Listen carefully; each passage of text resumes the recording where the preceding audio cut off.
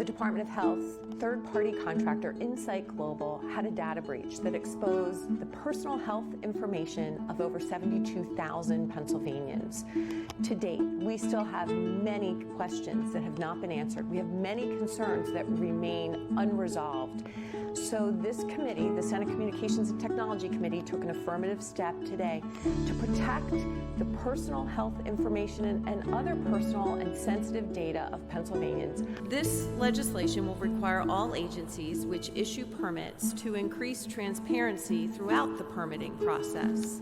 Senate Bill 28 will also require agencies to post information about the permits that they grant on their websites. This will create an accessible tracking system for applicants to check the status of their applications and to clearly state the legal authority that the agency relies on when rejecting a permit application. This bill would modernize and streamline Pennsylvania's regulations that apply to our landline telephone companies.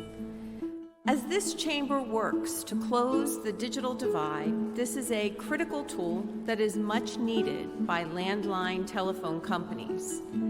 Many of the regulations that exist in our public utility code have been in place for decades. This bill would require the Department of General Services to conduct an inventory of all department, agency, commission, or institution-owned communication towers, poles, buildings, and facilities to leverage existing state-owned assets for the provisioning of high-speed broadband internet to unserved and underserved areas.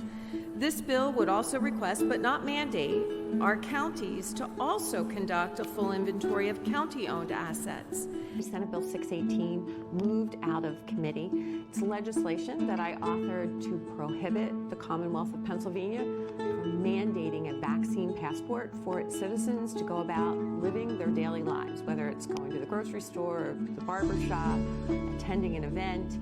We have often seen that things that are implemented in New York have a way of trickling down here to Pennsylvania. We thought that it was really important to get out ahead of this.